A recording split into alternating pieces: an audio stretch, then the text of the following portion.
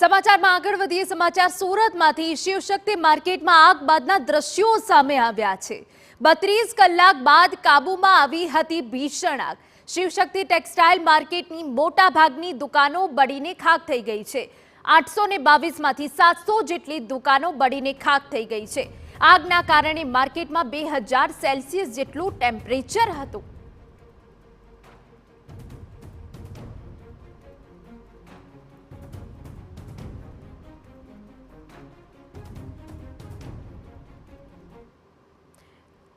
आग एटली भयानक हती के तापमानना कारणे सळिया पण ओगળી ગયા છે। ત્યારે સંપૂર્ણ વિગતે વાત કરવા માટે અમારી સાથે અમારા સંવાદદાતા બળદેવ સુથાર જોડાઈ ગયા છે। બળદેવ, જ્યારે આગ લાગી તે પણ ખૂબ ભીષણ હતી, પરંતુ આગ બાદના જે દ્રશ્યો છે એ ભયાવહ છે। વેપારીઓની જે વર્ષોની મૂડી છે, વર્ષોની મહેનત છે, તે રાખ થઈ ગઈ છે। બળદેવ, જે રીતે સુરતના શિવશક્તિ ટેક્સટાઇલ માર્કેટની અંદર જે આગ લાગી હતી, જેની અંદર 850 થી 900 જેટલી જે કાપડની જે દુકાનો હતી અને તેની અંદરથી મોટા ભાગની એટલે કે 800 જેટલી જે દુકાનો છે તે બળીને ખાખ થઈ ગઈ છે।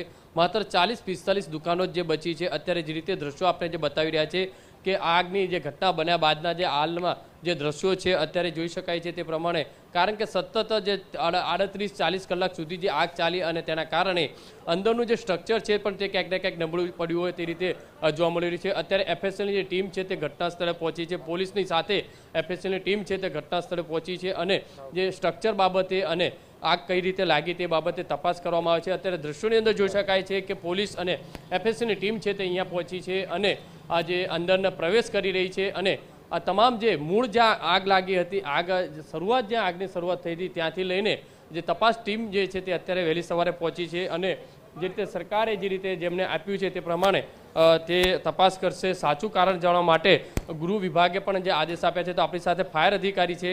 સાહેબ, કઈ રીતની આગનો માહોલ હતો? અંદરના દ્રશ્યો જે રીતે તમે જે જોયા, સતત 40 કલાક મહેનત કરી, કેટલું ટેમ્પરેચર હતું? અત્યારે આ બિલ્ડિંગની સ્થિતિ કઈ રીતની છે?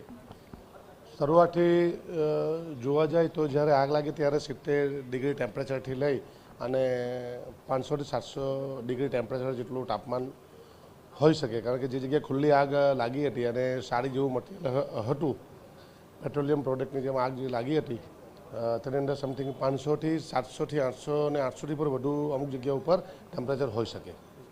સર, આટલું જ ટેમ્પરેચર હોય, 2000 જે ટેમ્પરેચર જે કહી શકાય છે, તેનાથી શું અસર થઈ શકે બિલ્ડિંગની અંદર? બિલ્ડિંગના સ્ટ્રક્ચર ઉપર ઘણી એવી મોટી અસર થઈ શકે। જેમના જે રોડ છે, સ્લેબ છે, તેની અંદર અમુક જગ્યાએ એક જ દુકાનની અંદર વધુ પડતો માલ હતો અને સરકતો હતો, એટલે એમાં જે ઓલરેડી હમણાં હાલમાં જોવા જાય તો એમાં ઉપરનું પ્લાસ્ટર અને પીઓપી તો બધું પડી ગયું છે અને એમાં ઘણું બધું નુકસાન સ્લેબને અને બીમને પડેલ છે।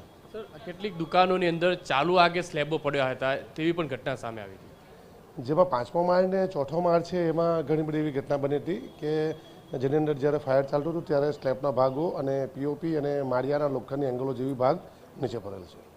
અત્યારે કઈ રીતની સ્થિતિ છે? અત્યારે કઈ રીતે ફાયર વિભાગ દ્વારા તપાસ, કઈ રીતે કમિટીની જે ટીમ અહીંયા પહોંચી છે? હાલમાં ફાયર બ્રિગેડની કામગીરી બિલકુલ પૂરી થઈ ગયેલ છે। આગ બિલકુલ ઓળવાઈ ગયું છે। કુલિંગ પર કરી દેવામાં આવેલ છે। Only for stand by duty ઉપર રાખવામાં આવેલા છે। જે રીતે આ દ્રશ્યો જે રીતે આપણે બતાવી રહ્યા છે કે પોલીસ છે, એફએસએલની ટીમ છે તે અહીંયા પહોંચી છે અને અત્યારે હાલમાં જે રીતે ગૃહ વિભાગ તરફથી જે તપાસના આદેશ આપ્યા છે તે આધારે હવે એફએસએલની ટીમ છે તે અત્યારે અંદર જે પહોંચી છે, કયા કારણસર જે મૂળ આગ લાગી છે તે જાણવા માટેનો જે પ્રયત્ન કરશે।